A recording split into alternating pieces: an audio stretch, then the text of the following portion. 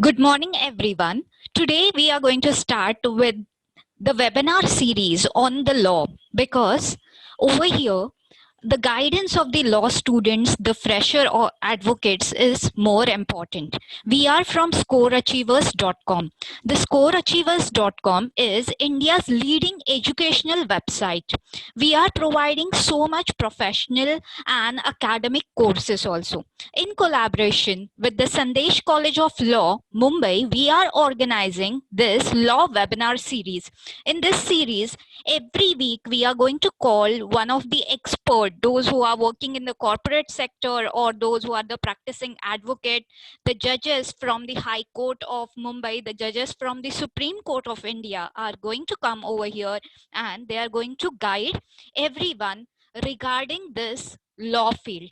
Today we are having with us our guest speaker Kameshwar Tripathi.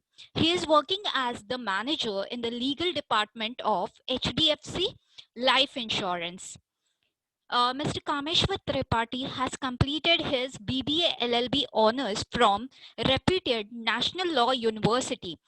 He has also completed his MBA in finance from ITM Business School, Mumbai. He is currently working as a manager legal at HDFC Life Insurance. He has done his internship during his law days with the chamber of Mr. Gopal Subramaniam, who is a senior counsel at Supreme Court of India, Mr. Siddharth Lulla's chamber of senior counsel with the Supreme Court of India.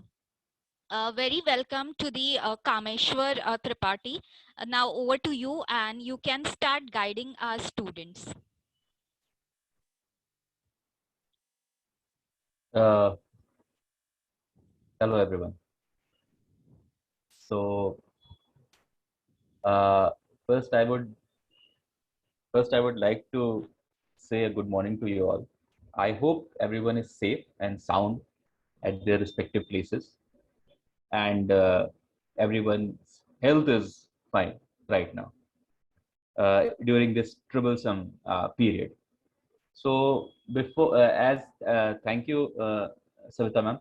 So I'll just start by giving a brief introduction about myself. See, I graduated in the year 2011 from National Law University, which is one of the colleges which comes within the regime of Common Law Admission Test, CLAT. I did my integrated law course, 5-year law course, after my plus two, my 12. Thereafter, I started working with a firm in Delhi, uh, and I worked there for 6 years till 2017, and I was guiding our clients both from corporate sectors as well as individual clients uh, for in the course of their different legal issues that they used to face. Now, post which I had an offer from one of our clients, which is Reliance. So, and then I joined Reliance in 2017. I worked for Reliance and then I shifted myself to HDFC. Right now, I'm working with HDFC Life Insurance. I'm in legal and compliance department, and I oversee uh, regulatory compliances and different investment related issues. Being a listed company that HDFC Life is, we have to ensure that we are in compliance with different SEBI regulations and different issues that government requires a listed entity to be compliant of. Now, I wanted to uh, make sure that while I'm speaking on this session, if you have any questions, you can post it in the chat section, and I will be happy to answer them. So, the topic being career in corporate sector post your law. So first of all, see, law gives you a very wide range of choices in terms of career opportunities. Uh, if you choose law as one of your qualification and your degree, and you proceed to complete your law course, LLB or LLM, then you have a range of options from joining government services to start your you can start your own practice. You can join a corporate law firm like me, or you can join a company which can be from any sector like me, that the way I have joined. You can also join academy and start teaching law if you complete your LLM. What are the career opportunities, if you ask me, in corporate sector? So first I will start by giving you a brief outlook that why law is important for an organization.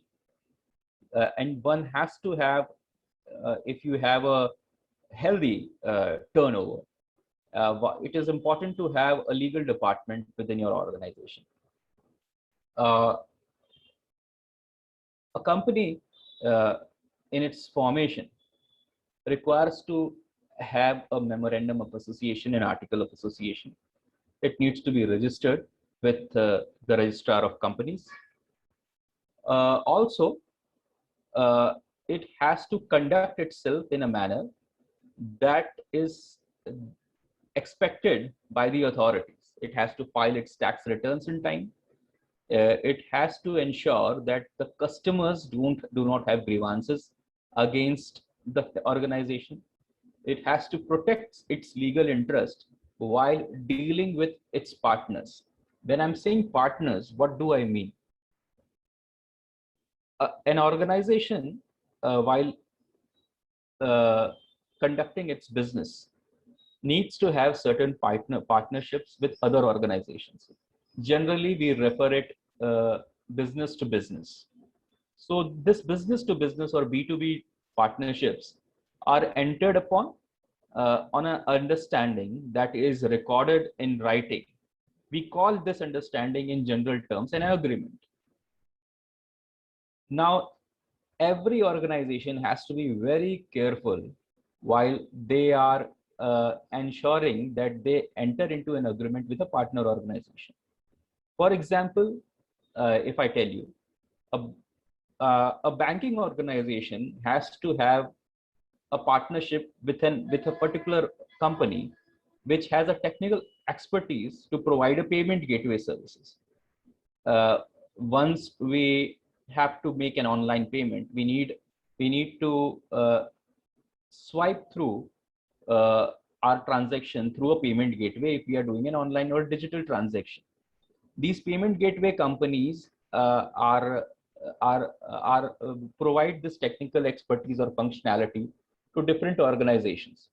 Now, all these payment gateway companies actually have enter into an agreement first with the organization where they finalize their rates with per transaction with the organization, and then enter into a company, then enter into the agreement. Sorry.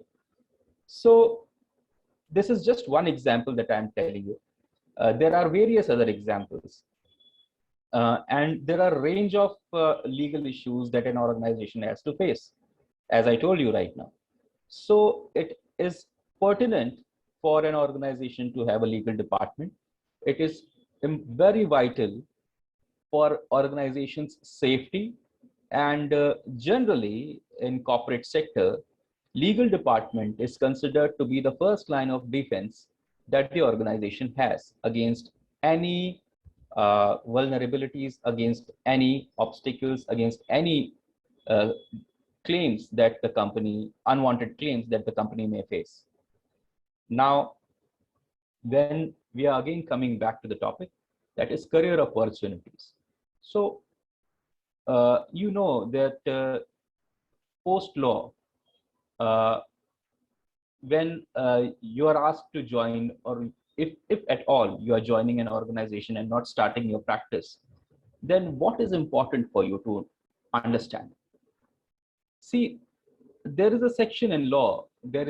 Law is a very wide subject. It has a social objective. It has an economical objective. it has a judicial objective, and it has a commercial objective. Now, to take care of the commercial objective, there is a list of laws that is generally called mercantile laws, uh, like in Partnership Act, Companies Act, uh, Sales of Goods Act, Consumer Protection Act, Income Tax Act, Goods and Services Act. This section of law is important for to understand if you want to work for an organization, not particularly income tax, because if you are keen to join a tax department, tax is a different department in every organization. So if you're keen to join tax department, you need to have a very perfect grip on income tax laws, on goods and services laws, in order to uh, properly analyze the issues that might come across. So I'll just move to the next phase. What are the career opportunities? So I joined an organization, a small organization, ABS Legal, and we were rendering services to different corporations. I remember being a counsel for Allahabad Bank at that point of time, uh, uh, SBI Multicaps, and ING Vyasa, HDFC, Reliance Industries. So these all organizations used to hire corporate law firms. Why they used to hire us? They used to hire us in order so that the word that we use is vetting. They used to hire us for vetting their legal agreements. They used to hire us if they face any issue from any organization. For example, if SEBI sends a notice, if Income Tax Department sends a notice, if governments, if RBI sends a notice. So in order to analyze the issues, in order to properly understand the issues, they need to hire us uh, external counsel. They need to hire, we were the external counsel, and they had an internal legal team. The internal legal team used to outsource that particular issues with us because they wanted an expert advice. Generally, an organization, when it is working, it has a, let's use the word, a jack of all trades in their various departments, and who can understand the basic spirit of any assignment of any project or any issue that comes across. And then that particular jack of all trades or the manager would hire an expert, external expert, to get the work done. Same goes with the IT department. Same goes with the legal and compliance department. Same goes with the sales and marketing department as well. So in the same way, we used to render our services. As we were kind of an expert when it comes on dispute resolution and issues with respect to mercantile laws. So first opportunity that you can have is post your law degree would be that you can join a corporate law firms. There are many corporate law firms in this country. Principal organizations or principal law firms are Amarchand Mangaldas, Luthra and Luthra, Trilegal, Nishit Desai. All these firms have their different, let's say, head offices in different parts of countries. And they have their head office in Delhi, Hyderabad, Mumbai, Bangalore. Uh, so irrespective of the fact that which geography you belong to, you can, if you have the expertise, you can apply to these firms. They have their websites with a career link, and you can upload your resume. You can appear in the interview, and if you clear the requirements that or the expectations, if you meet the expectations, then you can join these firms. Now, apart from these law firms that have extensive work, if I tell you, we used to have extensive work as a corporate lawyer, and we used to charge on per hour basis. So commercially, economically, these law firms. I am having a question. Let me just check it. Hmm, okay. So it was just a good morning to all. Okay. So friends, uh, the corporate law firms, Amarchand. So there is a question. Repeat the firm name. Amarchand Mangaldas, Luthra and Luthra, Trilegal, Nishit Desai, uh, AZB. There are a lot of firms. Desai Diwanji. There are a lot of firms. Dr. Kent and Associates in Bangalore. So there are a lot of firms that provide these corporate legal services, and they have extensive work. And we used to charge on per hour basis on for our work, and that we used to render. But it is highly demanding, in a sense that you reach your office at 9 a.m. in the morning, and you are expected to return to or leave the office when the work gets over. So it could be next morning as well. So uh, we after when as a fresher, when I joined, I used to be in my formals till 1 o'clock in the morning, or till 2 o'clock in the morning. Then the managing partner, the senior partner, once asked me to keep one informal clothes like some pajama and t-shirt in my cupboard, so that when the work gets stretched after a particular point of time, after 9 p.m., I can change and I can be at ease and still work. So it's 15 to 16 hours per hour per day that you have to, but then you are paid as well in the same same manner.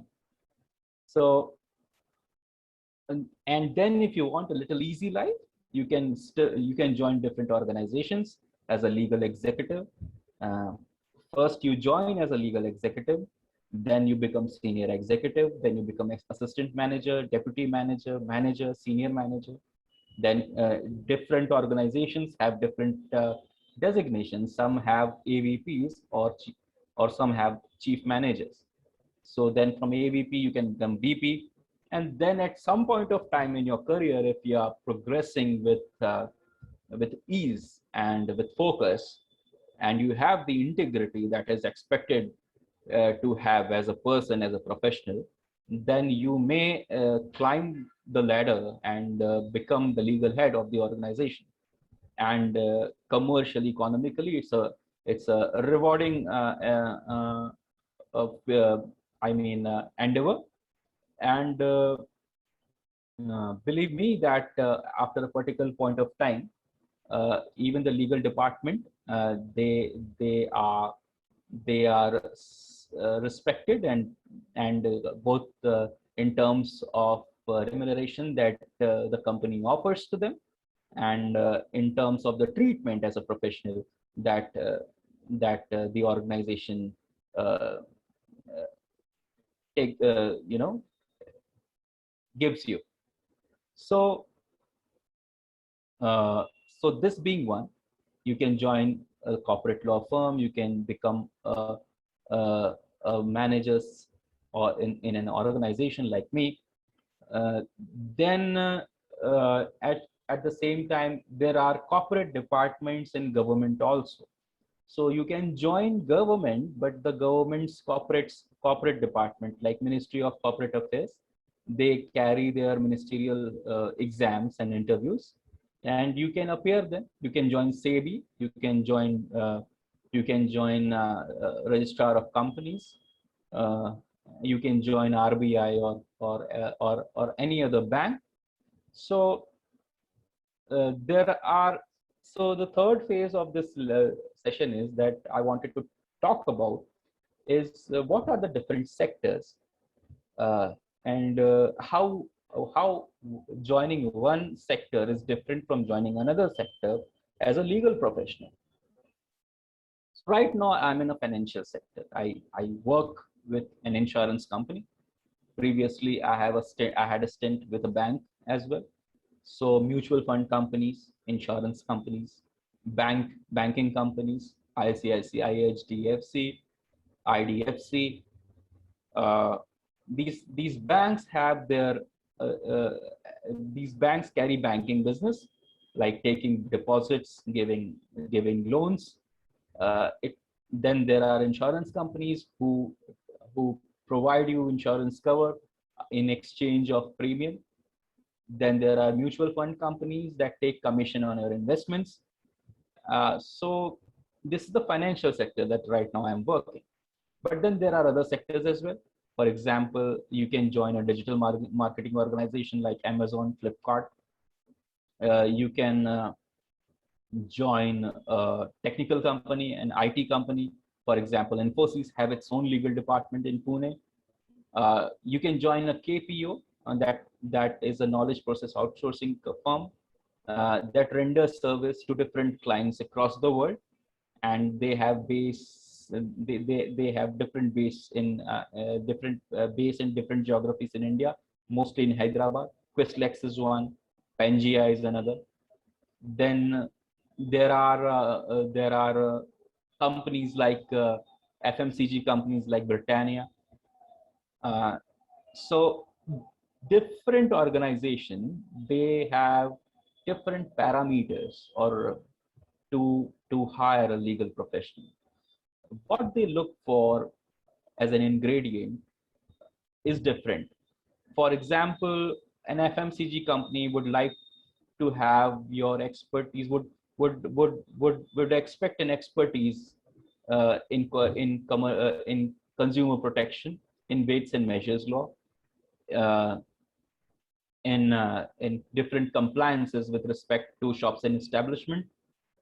An insurance company or a banking company would have would have expectation from you as a professional that you will be having a grip over laws with respect to like Contracts Act, uh, regulations of SEBI, RBI, IRDAI. Then uh, then there are other organizations like after FMCG. Then there are telecom companies like Vodafone, Airtel, Idea. So means Vodafone Idea is now merged into one. So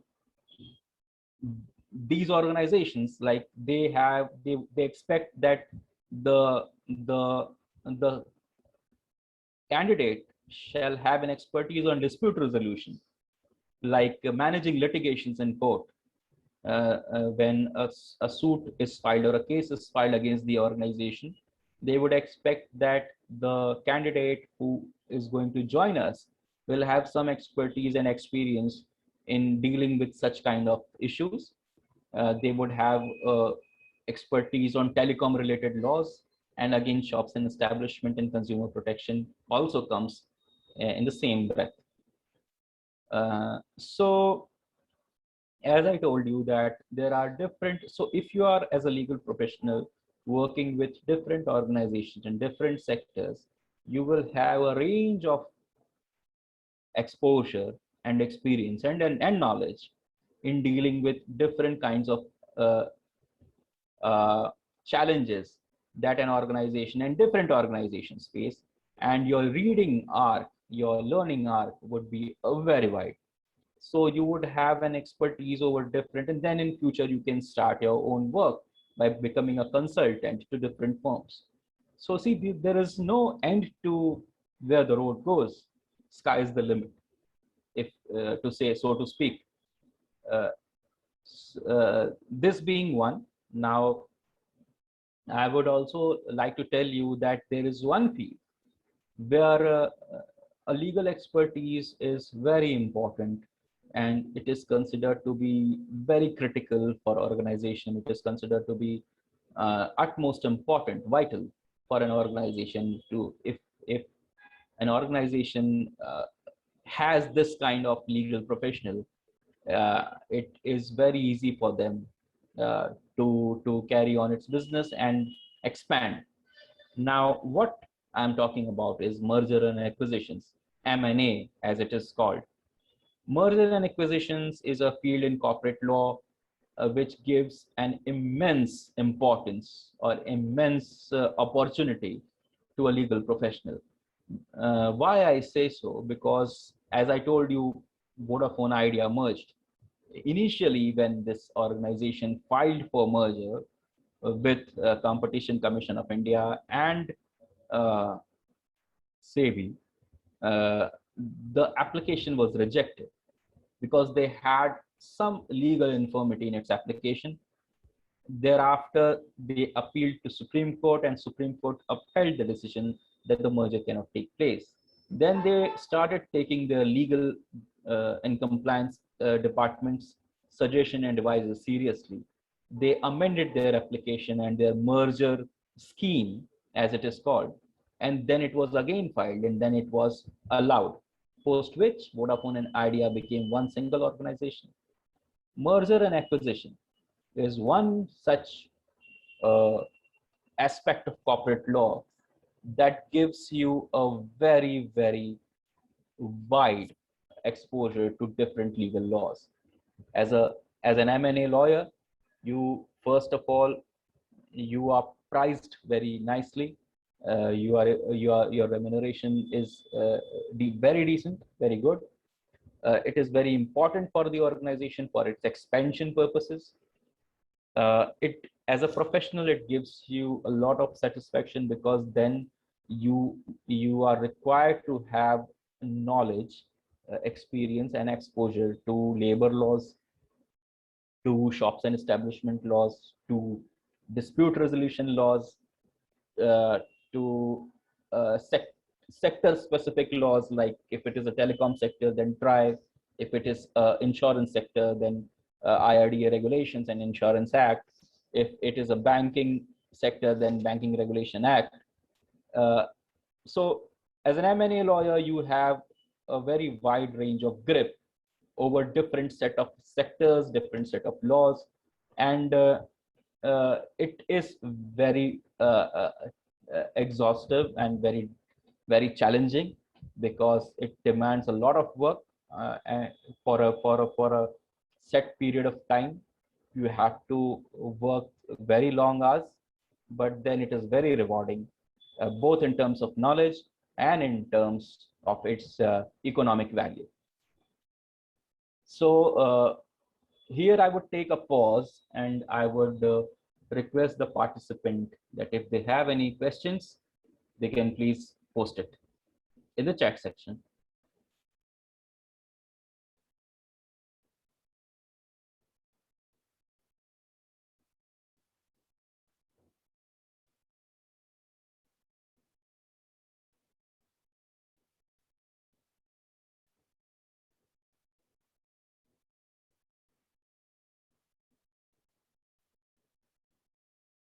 So there is a very good question that is coming across. The question is that what are the career opportunities in real estate sector after law? The candidate who is asking the question, he is an experienced civil engineer with 15 years of experience as project manager. And now he is in his final year of law. So let me tell you that once uh, for residential uh, purposes, the law has undergone a change, and RERA has been enacted by the central government. They have different versions of RERA in different states. Now, each state, while carrying out its enactment, its sub-enactment of RERA, they can make certain amendments to it. But the real estate sector, if you are joining a residential sector, then if you are joining an organization which provides, which builds townships and residential apartments, then RERA as a law would help you should understand the provisions of RERA. Real estate sectors require lawyers who are well versed with land acquisition laws, who understand, if not very well versed, have a basic understanding of land acquisition laws. State, please understand, land acquisition laws is mostly uh, uh, state specific. So there would be some in Maharashtra, there would be something in let's say in Delhi. So you should have understanding of land acquisition laws. You should have an understanding of RERA. You should have an understanding of uh, uh, Consumer Protection Act. Now the opportunities is immense because uh, basically, if you ask me, real estate or real estate corporations face litigations both from individuals as well as from the government. Now, these litigations need to be managed. They need to be managed by their legal manager or by their legal department. So, and I give you a very specific picture. For example, Lodha is one of the premier real estate or corporation in Mumbai. So they have different townships built across Mumbai, and sometimes the people who the individuals who purchase apartments, they might have some grievance against the organization. Some of them may be maybe lawyers also. So they send notices, they file cases. Some are common people, not well versed with law, but then they also hire lawyers and they file cases against the organization. These cases are filed in different jurisdictions, different courts. Those courts are specific. So uh, uh, I'll give you one example of Delhi. So the court which has jurisdiction over Connaught Place would be different than the court which shall have jurisdiction over the airport area, which is Dwarika. So there are different district courts within the city, within a metropolitan area, and different cases are filed against different municipal courts. So these cases needs to be managed. The legal manager is expected to hire external lawyers and oversee what work they are doing in court and whether the matter is getting closed, uh, and the interest of the organization is protected in the case during the litigation, and there is no reputational risk, or there is no maligning of the reputation of the organization during the litigation. So these are very sensitive issues, and the organization hires such lawyers who have this expertise. So there is a dispute resolution laws, for example, as you are very well aware of, a Code of Civil Procedure, Criminal Procedure Code, Arbitration and Conciliation Act. So these laws. I think every law student should have a good grip over these set of laws. It is very important. I have another set of questions. Is arbitration legally binding in India? And as per Indian law, is there any specific qualification for arbitrators?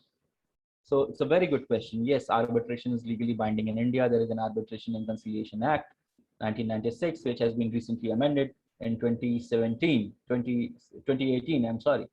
So arbitration is legally binding. Earlier, the Arbitration Act 1940, which was enacted in the year 1940, was there in its place. And there, once an arbitration is closed and the judgment was given, or the award as it is stated, award was used to be granted by the arbitrator. That award used to be filed then in courts for its execution. Now in the amended act, the award or the decree or the judgment given by the arbitrator is considered to be a decree in its place, a decree in its spirit and in letter, and it need not be filed for execution, and the party against which the judgment or the award has come has to comply with it, otherwise contempt proceeding would start. Contempt of court act is a very important law or a statute that a law student should be aware of. Now, what are the specific qualifications for arbitrators? They should have expertise on the subject matter. They should have some expertise on the in dispute resolution. They should be preferably retired. They are retired judges or very senior lawyers are chosen or hired as arbitrators. They are paid very well. uh, there are, for example, other arbitrators also who are not actually lawyers or judges, but they have a very good grasp over the subject matter. For example, uh, I'll give you one example. There was a power project which got doomed, and it could not start it. It wasn't able to start, but the agreement between the government, state government, and the company which was building that power project, hydroelectric power project, had an arbitration clause in its agreement. Now they had to hire three arbitrators. Out of the three arbitrators, one arbitrator was not a lawyer, not a judge, but an expert on hydroelectric projects with at least 30-35 years of experience, and was a retired engineer, chief engineer. So that chief engineer helped the other two legal professionals who were there in the arbitration panel to understand the nitty-gritties of the technique and the technicalities of the issue whenever the proceedings commenced and it was required. It was helpful for the lawyers also, because the lawyers are not experts on software or hydroelectric power projects or any other technical field. So always remember, facts are very important and not just the law, and facts can be best explained by the subject matter expert. Uh, there is another question, sir, how we can join organizations like SEBI, ROC. So SEBI and ROC, you can join. SEBI conducts its periodic exams. They come with employment advertisement, and once you join SEBI, once you appear in those interviews and examinations, you can join SEBI. ROC, you can join by appearing in civil services exams. You can become registrar of companies if you become a civil servant, if you qualify for an IS exam. Otherwise, there are different departmental employment ads as well. So you should look out for advertisements from Ministry of Telecom, Ministry of Corporate Affairs. So Ministry of Affairs would have different employment ads. You can appear in those ads, and you can look at those ads. You can appear in the interview and the exams, and you can join ROC or SEBI accordingly.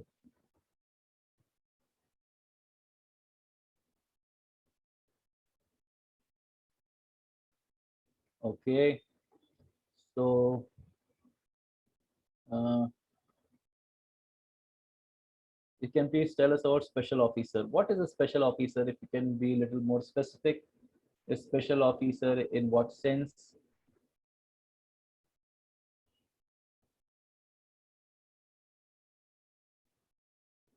If you can, so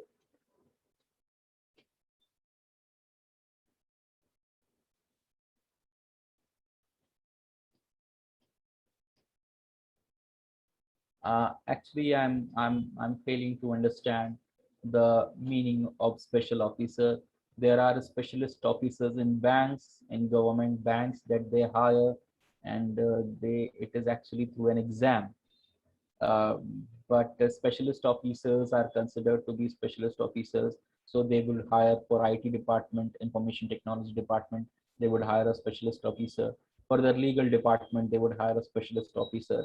All these specialist officers are expected to have expertise and specialization over their field, over their core field of expertise, like computer science, law, uh, uh, finance and accounts. So this is how it works.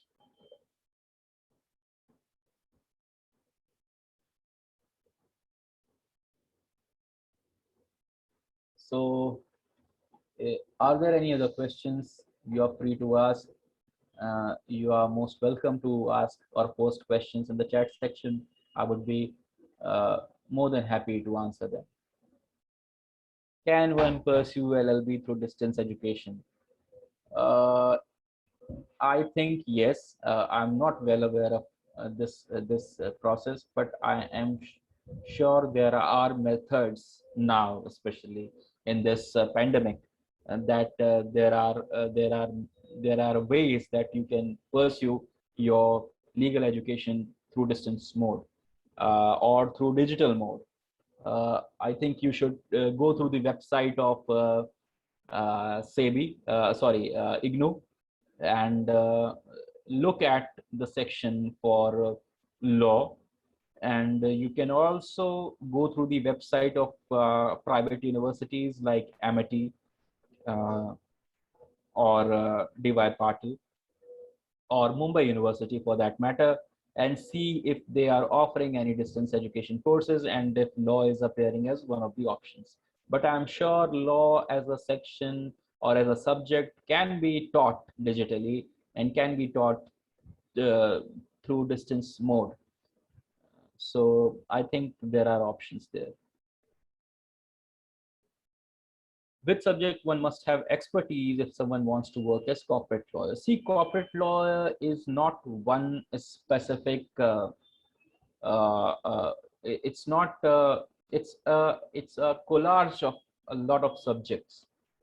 Corporate lawyer is a lawyer who advises and works for corporations, for private corporations, for corporations who work for profit, who work for gains. Now, it can be a telecom organization, a telecom services company. It can be a FMCG company like Britannia. It can be a company which makes clothes like Raymond's. It can be a company that makes paints like Asian Paints. So it is there is no hard and fast rule, but for me, I tell you that I have an expertise on consumer protection law. I have an expertise on contract law, on partnership law, on companies law. uh, I have an expertise on insurance related laws. So I have some expertise on dispute resolution laws. So uh, as a corporate lawyer, you are expected to have you should have a knack. There is a word called knack, Knack. You should have a knack for mercantile laws in general. You should have a very good understanding of Indian Contracts Act, uh, and you should have a very good understanding of procedures with respect to mergers and acquisitions. So it is, a corporate lawyer is a lawyer who has a very good grip on everything that concerns a commercial or a business organization. So it's difficult, but it's very rewarding and it is very satisfying as well. Intellectually, personally, it satisfies a lot. It gives a lot, very profound satisfaction when you are able to help your organization or your client organization in reaching out a resolution on their challenges. Now,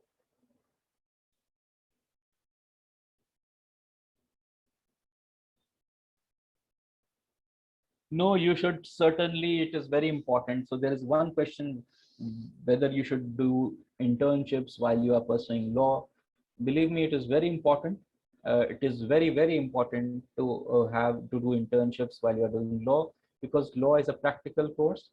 It is not just an academic course. You can read a lot about it. but unless you are faced with a real life situation, you will not be able to understand how it really works. So law has a functional aspect to it. It is only having a functional aspect to it. Law is always applied on facts, and facts, as I said before, is very important. Unless you are encountered with real life situation, real life facts, you will not be able to appreciate or enhance your knowledge of law, uh, or how the law is applied. You should know how you can apply law in real life situations. Unless you understand that, it, believe me, you will not be a complete lawyer or legal advisor or even an academician or a teacher. So I think the session is about to close, uh, but if there are any other questions, I would be more than happy to answer them.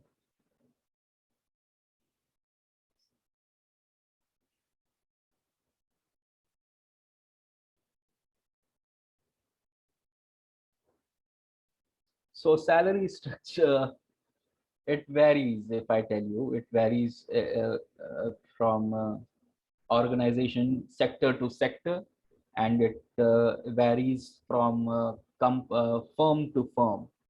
For example, if I tell you that as a corporate lawyer in a firm, I was paid higher than what Reliance offered me in 2017, because we used to charge our clients on hourly basis, and our salary structure was different. But organization have a crystallized salary structure. They have an HR department that takes care of it. The HR department uh, puts uh, uh, pay bracket for different designations. So as an assistant manager, you will have a pay bracket. Then as a deputy manager, you will have a pay bracket, a range. Once you are promoted to a manager, you will come to another pay bracket. But uh, believe me, as a when I started, I was in 2011, I was paid around I will be very frank with you, I was paid around 50,000 per month, uh, apart from case related bonuses. The fixed remuneration that I was carrying home was around 45 to 50,000 as a fresher in 2011. But then this can vary. This can be as low as 15,000, 20,000. But believe me, you should start first. You should take experience, and the focus should be on the first 2 years to join a place, either a corporate law firm or an organization that gives you a good learning curve, a good exposure, a good experience, a challenging experience.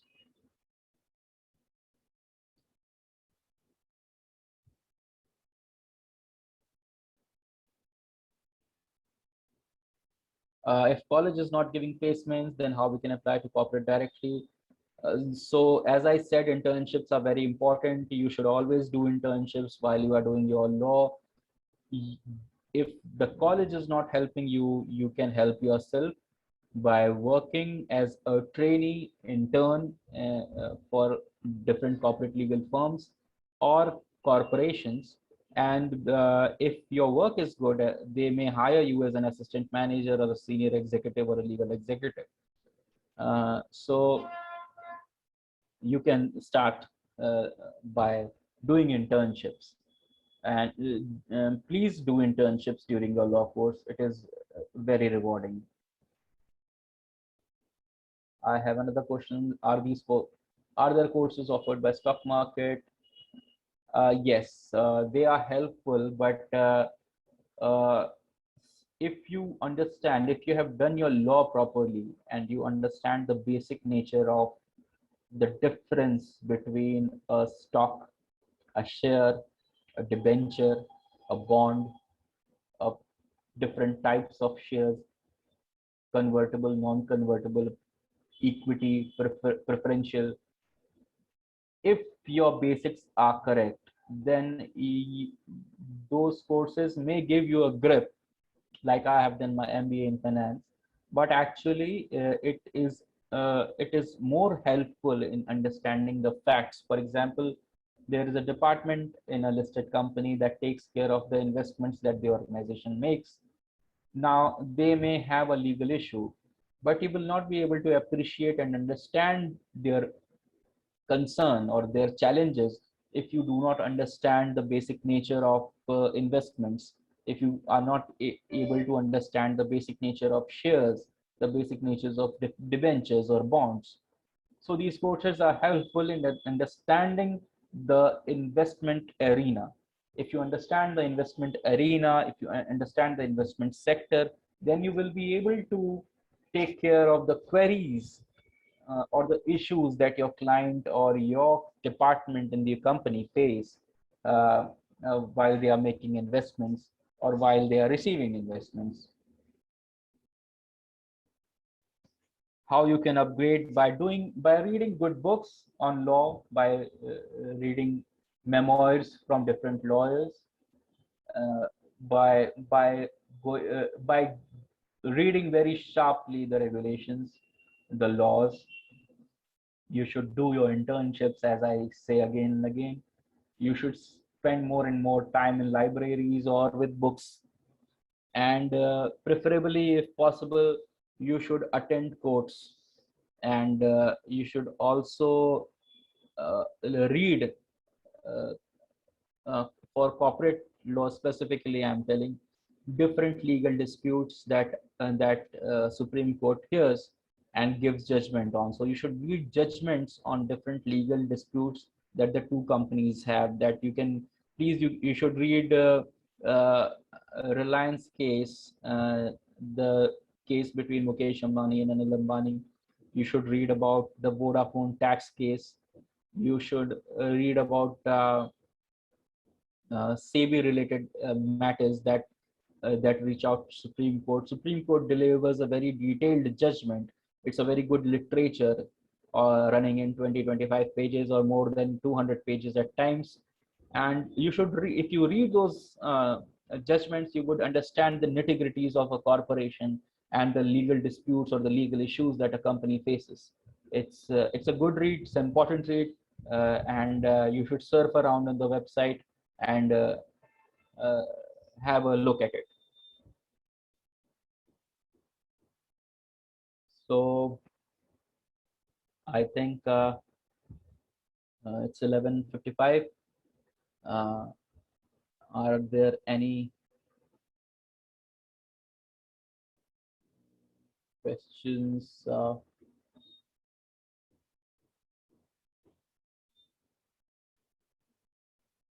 So if anybody wants to, uh, so I think it's already time. I hope this session was insightful, and it may have thrown some light on